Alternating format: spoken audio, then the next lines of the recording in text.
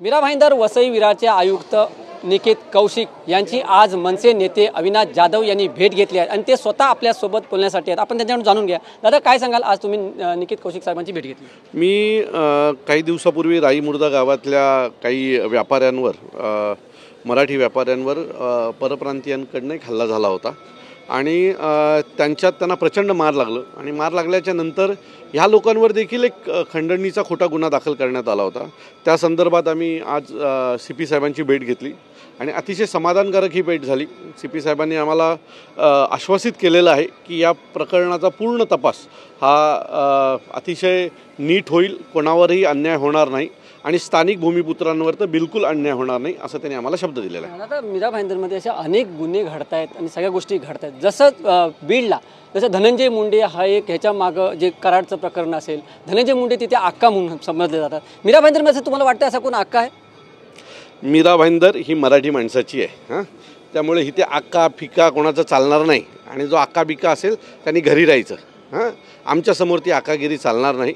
मी परत सांगतो की मीरा भाईंदर हा मराठी माणसाचा आहे, त्यामुळे इथला अख्खा मराठी माणूसच आहे। दुसरी गोष्ट दादा, कबूतरखान्यावरून सध्या वादंग उठलं आहे, त्याचबरोबर आज मराठी एकीकरण संघाने आज मोर्चा काढला, त्यांना सुद्धा ते धरपकड केली, पण ज्या वेळेला ताडपत्री फाडली त्यांच्यावरती गुन्हे दाखल करण्यात आले नाही। हा दुटप्पी भूमिका सरकारची वाटते तुम्हाला? सरकार हा एका बाजूने विचार करणार आहे। माझं असं मत आहे की त्या दिवशी का नाही गुन्हे दाखल झाले? आज मराठी एकीकरण समितीच्या आमच्या लोकांवर जर गुन्हे दाखल होणार असतील तर त्या दिवशीच्या देखील गुन्हेगारच होते आणि त्या दिवसात देखील गुन्हा दाखल झाला पाहिजे। तुम्ही एकतर्फी भूमिका घेऊन मराठी माणसाला नेहमी दुखावत आहे।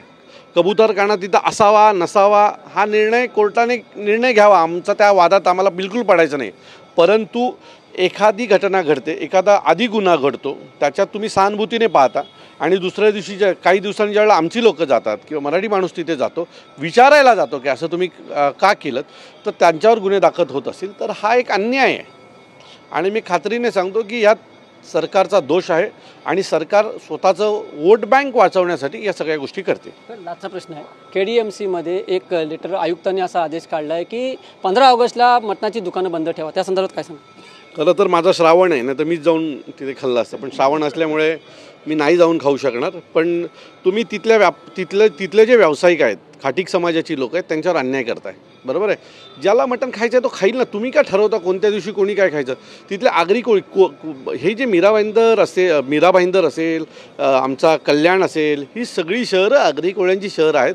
त्यांचा उदरनिर्वाह त्या दिवशी सकाळी मच्छी विकून संध्याकाळी पोट भरणारी लोकं आहेत। तुम्ही का नियम लावताय? तो ठरवेल ना की मला आज 15 ऑगस्ट आहे, श्रीकृष्ण जन्मदिवस आहे, मला खायचं की नाही ती लोकं ठरवतील ना, तुम्ही नका ठरवू। आणि तुम्ही जर ते ठरवत असेल तर त्यात राजकारण दिसून येतं आणि या प्रकरणात आम्हाला राजकारण दिसून येतं। काही ठराविक शहरांमध्ये बंदी आणि बाकीच्या शहरांमध्ये का नाही? आमच्या ठाण्यात का नाही हो ही बंदी आहे?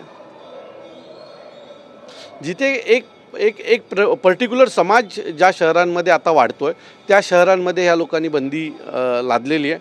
बाकी लादायचीच होती ना, की महाराष्ट्रासाठी GR काढायचं ना। 15 ऑगस्ट मीरा कल्याण डोंबिवलीला आहे पण ठाणे शहरात नाही आहे, मुंबईमध्ये नाही आहे 15 ऑगस्ट, असं आहे का?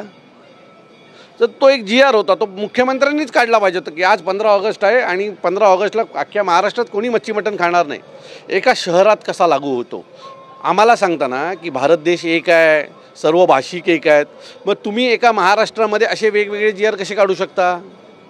तर सरकार काय करतं हे प्रत्येक मराठी माणसाला आणि इथल्या भूमिपुत्रांना कळतं आहे। मी याच्या आधी भूमिपुत्र एकत्र झाला नव्हता, इथला मराठी माणूस 2008-9ला राजसाहेबांच्या आव्हानाने झाला होता, तशा प्रकारचं मराठी माणूस ह्या वेळेला एकत्र येईल आणि यांना घरी बसवल्याशिवाय राहणार नाही। व्हिडिओ जर्नलिस्ट रुपेश स्वामी, वैभव गाग, TV9 मराठी, मीरा भाईंदर।